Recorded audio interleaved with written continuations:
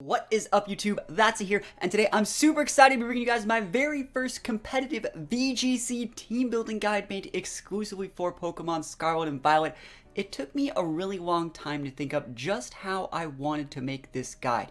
There's basically two sides. There's a guide that can help brand new players who have never played competitive before, or there's the guide that can help players that have played competitive Pokemon before, but haven't really understood how to actually build exclusively for Scarlet and Violet, as opposed to like building for Sword and Shield or Ultra Sun and Moon.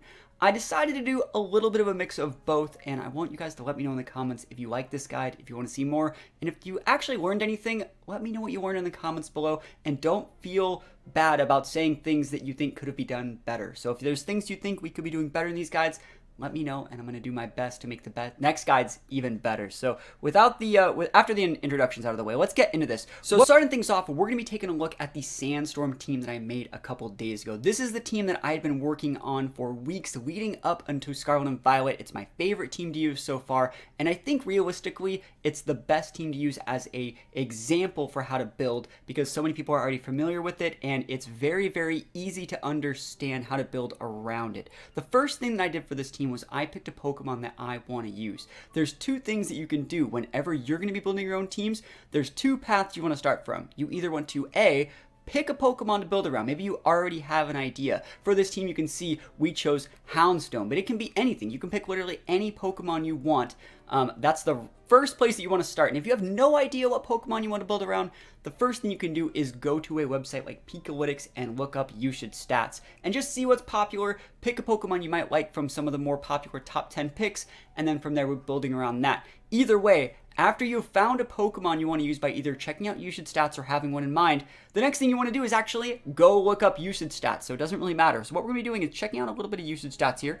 Right here, you can see this is PBXEGX. I'm going to leave a link to this in the description of this video. It's just a website that shows usage stats, shows base stats, shows common moves, common partners, common teammates, things like that. So it just shows a bunch of information based off of the Pokemon Showdown servers, and you can see it shows the top 10 most used Pokemon, most used in VGC right now, which we have it set to. You can set it for singles as well if you want to build for singles, is going to be Fluttermane, then Torkoal. Torkoal's going to be really, really big this gen, using its Drought to activate the abilities of like Fluttermane, Roaring Moon, all those Scarlet exclusive. A lot of Dondoncos, still a lot of Amoonguss, still a lot of Grimmsnarls. You can see these are the Pokemon that are in the top 10, top 20, top 30. These are going to be the things that you're going to be building your teams to defeat. These are going to be the Pokemon that you're keeping in mind when you're thinking of your team's speed tiers. So a good example is picking a Pokemon from here to building around, or after you've already picked your Pokemon, like I said, we picked Houndstone, we're going to be tweaking the rest of Houndstone's teammates to best deal with the popular Pokemon here. So just keep that in the back of your mind. Now that you've chosen a Pokemon to build around, like I said, we're building around Houndstone today, or at least familiarize yourself with some popular Pokemon in the meta by looking at some usage stats.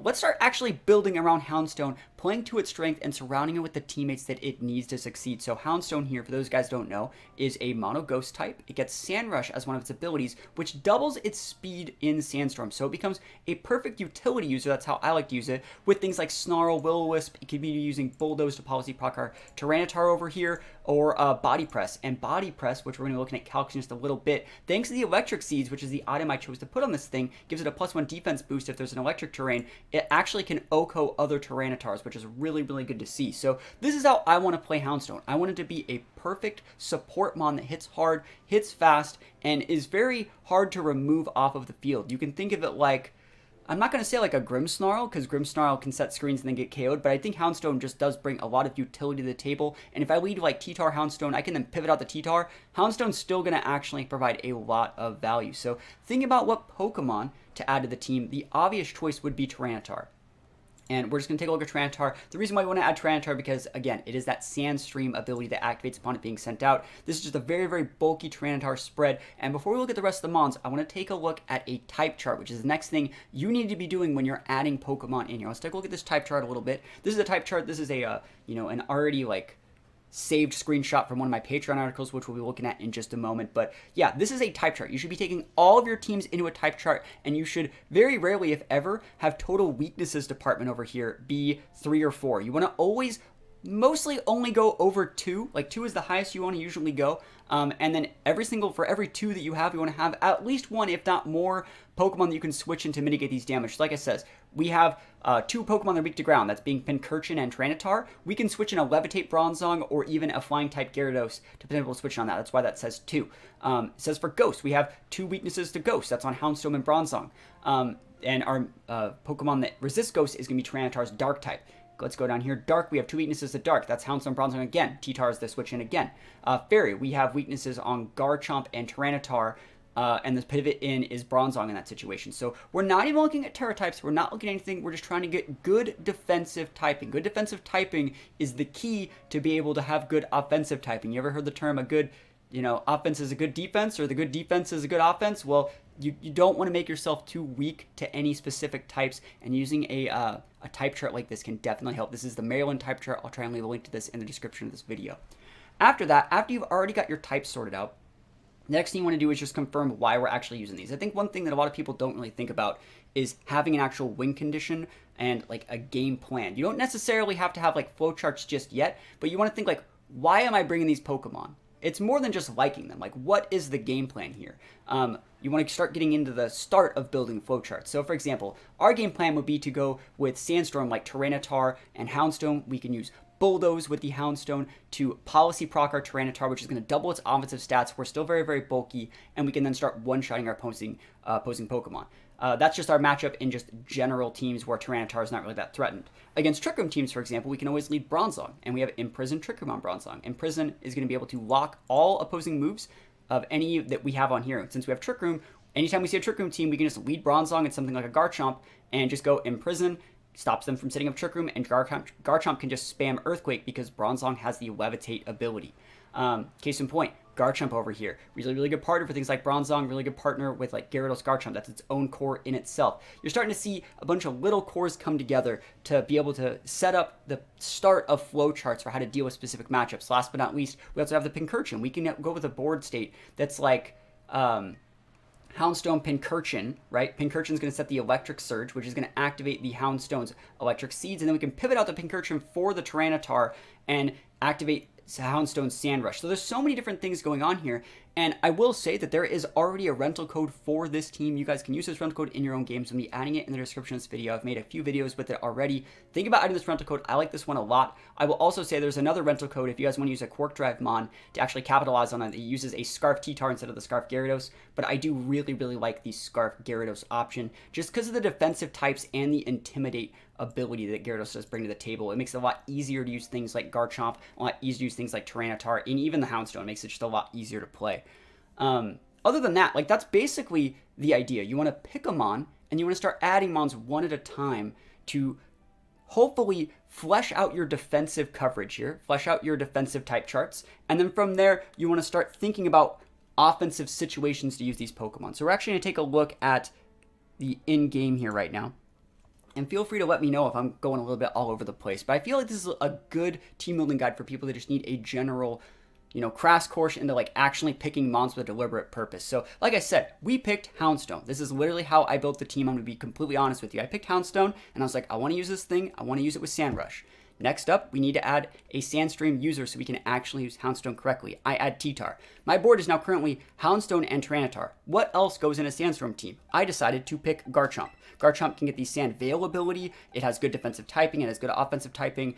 Garchomp's just generally one of my favorite Pokemon, and I love using Garchomp. You can see now that since I added this Garchomp, we now have 2 weaknesses to Fairy. I'm probably going to want to add something to let me switch in on Fairy attacks while also giving this team a advantage in a Trick Room situation, which does not normally have. This is just my previous player experience seeing like, hey, I'm being a little bit too aggressive. I need a Trick Room option. That is where I added the Bronzong, right? And then now I have a board state where I have a good Trick Room matchup. I have a good offensive matchup. I need to think about adding another Pokemon to potentially be paired with the Garchomp, or a Pokemon to be able to pivot in from T-Tar, because now, yes, I have the T-Tar, yes, I have the Garchomp. A lot of these mons are weak to a lot of big special attacks, and a lot of special attacks in the game, like fire attacks, like water attacks, like grass attacks, like ice attacks, those are usually built special in these games. So that's why I decided to add a Gyarados as a pivot. It also provides an Intimidate user, so when I do actually start adding EVs for specific calcs and stuff like that, I can start doing my calcs to make you know, these Pokemon live after an Intimidate. So it's really, really good pivot. It also gives this Gyarados is supposed to be holding a Choice Scarf, which it is in the rental team.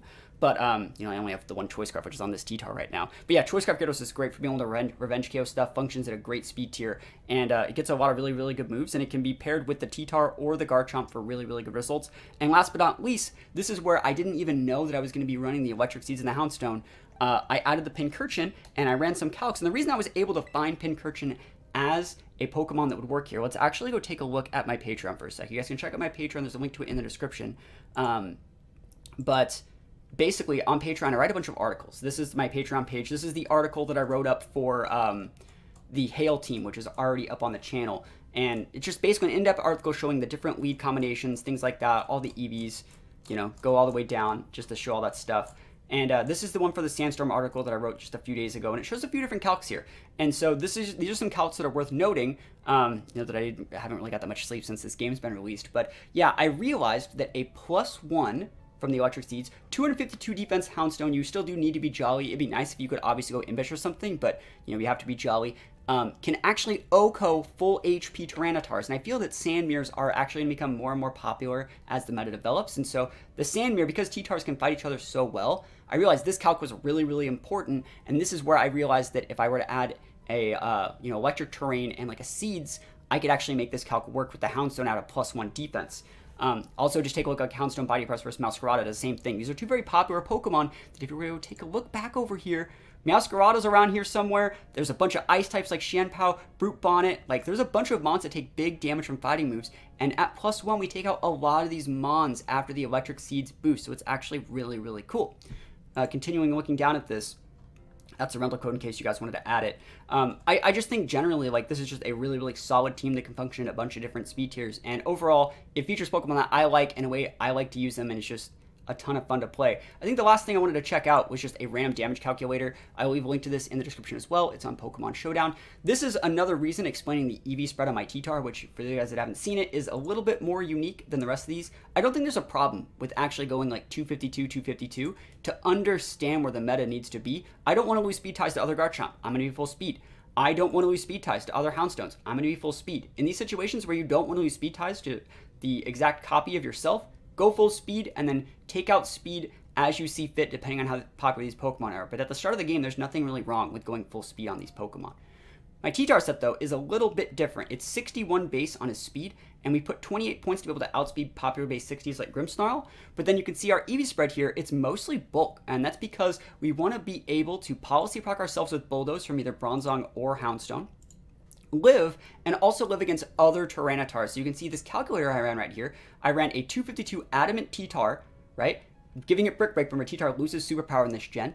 And I ran it against my Tyranitar, which is on the right. 252, 100 with, I think we're supposed to be Impish, right? Yep, we are Impish, and I didn't even add the nature yet. Impish. And so you can see right here that there's no way that they even ever break us. We can actually Bulldoze crit ourselves and still eat this Adamant Brick Break and live. And so in the Sandmirror, after we policy proc ourselves, or even they policy proc us with a Brick Break, we're going to get that policy proc and we're going to be able to one-shot them back 100% of the time, basically no matter what their set is, because we're going to have a +2 multiplier on our attack stat. So it's small little calcs like this that are really, really important, and the way that you figure out what you need to calc for is by going into this menu, the Pikalytics, seeing what Pokemon are popular, seeing how your team deals with these Pokemon. One of the reasons why we decided to go with the weakness policy Tyranitar on this team is because the #1 Pokemon is Fluttermane. Fluttermane can use a wide variety of attacks. The most notable is going to be Dazzling Gleam. Our team is deliberately weak to Fairy-Mons. We have things like Garchomp and Tyranitar. We can protect Garchomp, soak damage with the Tyranitar, policy proc it, one-shot back that Fluttermane, and they basically just started our engine for us. T-Tar has a great matchup versus Torkoal, T-Tar has a great matchup versus Roaring Moon, and so this team was made deliberately. You can see the small little situations where, like, T-Tar's not good against Roaring Moon. Roaring Moon would one-shot it. Well, it doesn't one-shot after Intimidate, which we added with our Gyarados. It's next level thinking. So hopefully you guys like this little guide. Again, I don't really have that much to say, and I feel realistically that a lot of the guides that you're seeing on YouTube right now for how to like team build in Scarlet and Violet, there's not that much stuff going on in Scarlet and Violet yet. People are still trying to figure out the game. It's been out like a week, and I feel like 90% of the info that you're going to see in these team building guides is better explained in like Sword and Shield team building guides that people build up over years. Ultra Sun and Moon guides. Like, I know personally, I have way better guides on this channel that show you how to do so many more things, and trying to shove that into a Scarlet and Violet package kind of muddies the water a bit, just because we don't exactly know where the meta is going to be yet. So take everything you hear right now with a grain of salt, but I'm doing my absolute best to try and help as many people as possible be the best players they can in Scarlet and Violet, both singles and doubles. If you learned something here, let me know. If you guys want me to do something a little bit better, let me know. If you guys want to see battles with this team, there are a ton of videos on this channel. I'll be linking the videos where I use this team in the description, so think about checking those out. Other than that, hopefully you guys are enjoying Pokemon Scarlet and Violet, and yeah, I'll see you guys next time. Peace out.